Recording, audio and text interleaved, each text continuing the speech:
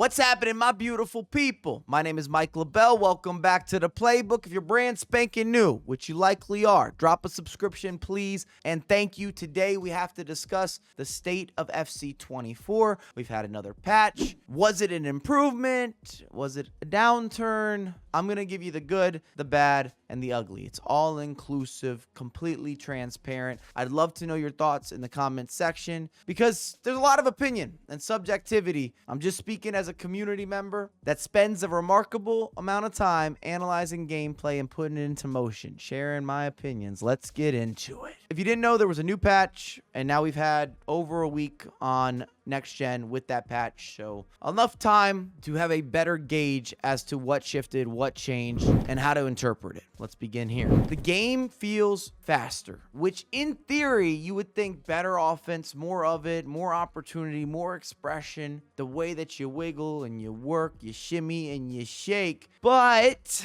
I feel like we lost build-up play. Tiki-taka, even though the responsiveness is better, the passing is quicker, the speed of play, it's on the up and up, but the passing and the quick movement doesn't open up spacing. And if you're not opening up spacing, it just eliminates opportunity. And in this case, the defense or the midfield, even when your opposition is chasing back with attackers, they swarm both manually and automated, which makes it where the center of the pitch is once again lost. If I track back a few patches, we rewind some times, we weren't able to go through the middle of the pitch with effectiveness, not at high levels, and that's how I'm sort of feeling. It's not worth me to make the central passes and try to turn a midfielder or turn a defender. I've also noticed a reduction of skill move effectiveness. I'm putting in work. I'm giving you the Optimus Prime of body feints. Everything's well timed. Step overs. I got heel to heels. I got cancellations, drag backs, ball rolls, you name it. It's in the locker. But my opponents are making tackles and taking up space in ways that is baffling. It's incredible. They're out of position. They mishandled. They didn't do a good job reading the game, and they're still getting something on it. I'm not creating a big enough degree of spacing. Maybe I haven't found the right skills after this patch that can abuse the current gameplay.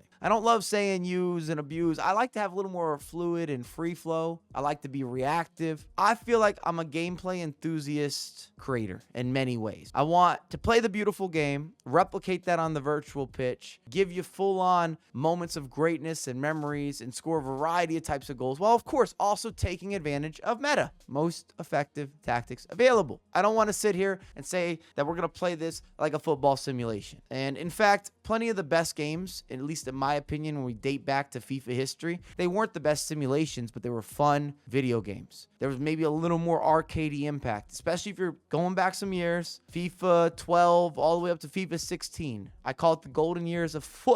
Ultimate Team. Those games weren't that realistic. We were scoring from long distances. We had a bunch of skill moves. They were super fast paced. They were more manual, which did increase the skill gap, but it was end-to-end stuff. I already touched on it, but player swarming is back. I talked with speed increase offensively, but defensively, it's equal, if not even better. I feel as if I'm being constantly collapsed on at all times. And when you combine that with the reduction of cutbacks, which I'm not mad at, I'm not upset, I always come back to we need balance. No matter how the game free flows, I need balance. And now the reduction of being able to take advantage of the middle of the pitch, the faster defenders, the faster midfielders, the faster track backing from the attackers, and they never feel tired, or they never seem to get tired. We don't have cutbacks. Travella's got reduced. That's all over the patch notes. I also feel that finesse shots are still not really up to par. So I've kind of lost outside of the box shooting. Even the power shot, it's not getting through that back line, or it's not getting through the wall.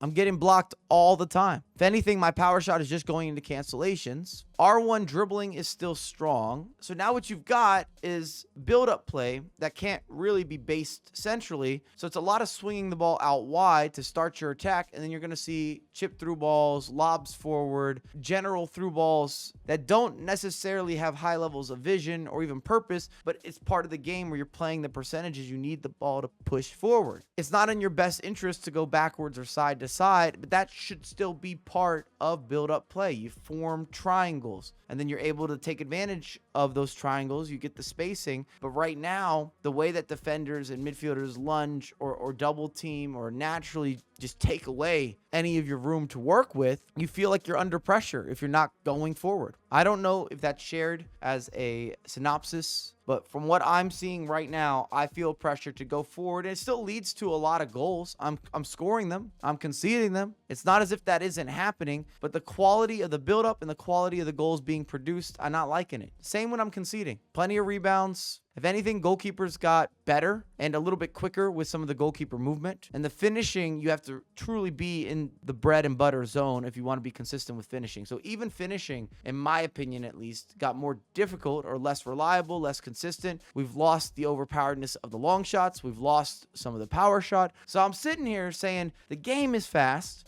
But if you're not whipping in crosses or playing through the wings or lobbing it forward and going for knockdowns, you've lost multiple ways to score that we previously had. What does this mean? Well, currently, I'm going to rewind. I'm going to reiterate. I'm going to be a little bit of a broken record. But we have a game where I feel forced to either go out wide and then push it forward, or route one with these chip through balls, these big releases, these long balls where I'm simply pushing it forward. We've seen a major come up in the 4-2-2-2, and the reason that that has been a formation that people are enjoying is because it looks like a 4-2-4 often. So now you have these 4 attackers, you push the ball forward, you got 4 guys there, and you can counter press immediately. The easiest way to create spacing and more openness in your attacks is with that high press, a good takeaway, and if you have attackers in place, which a 4-2-2-2 would have indeed, you now can make that one through ball or the quick whipped pass. You can find that space off the takeaway, and if needed, you got the 2 holders, so they're sitting back. So often it kind of looks like a 6-4. The midfield could be lost, but the way that the game is pushing and tracking back and the speed of which that is happening, it works. I'm not sure if you've seen an increase in that formation. I saw it all weekend league. I never know when you're dealing with the difference between sometimes pro gameplay, weekend league, and then regionally, players aren't always the same. What's happening in South America is different than what's happening in North America and the same in Europe because everyone's trying to innovate and create some sort of competitive advantage and the norm, if you will, between how they score goals, what formations are most popular. It's not always universal. I've learned this from many, many years, going to tournaments, competing. The guys in Japan were doing different tactics and formations than I had seen. South America, I would say, was always known for some of the drop-offs and the tiki-taka and the extra intricacies with the passing and the skill moves. Europe always had a combination and maybe a collaborative effort of some of the best players and the most talent, and there was so much innovation going in that side of the world because they had the most players, the largest base between all these different countries. They'll find the next tactic that's a little bit broken, a little bit quicker, or how to score from set pieces. And you get a lot of variety in Europe too, because what's happening, maybe if you're going Eastern Europe, and what's happening if you're going to the West, that manipulation, not always the same.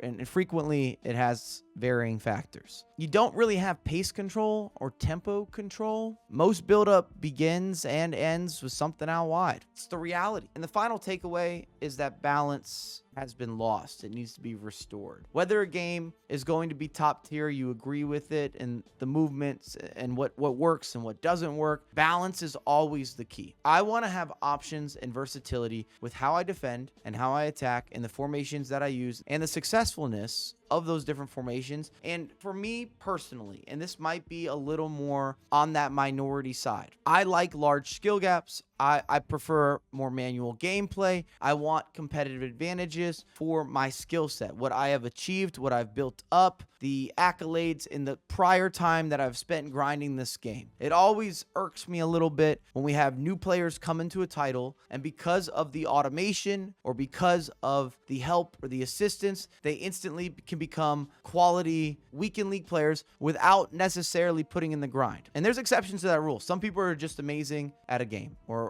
amazing at video games or can pick up sports games very quickly. But generally speaking, if you've been playing for 5 years and this guy just got the game, FC 24, there should be a separation there. There'll be a gap because you've been building on your skills. You've been building on the animations. You understand how the game works. Mentality-wise, you know how to apply, how to add, how to subtract, how to adjust, the tactical setup, the chemistry, all these intricacies. You have that built into your DNA because you have 5 years of Ultimate Team experience of grinding the game, understanding different skills and cancellations and movements and angles. That is a welcoming advantage to you because of the additional time you've put in. Makes sense to me. Let me know your thoughts. As always, I appreciate you. It is free to subscribe, and I have a lot more content coming out ASAP.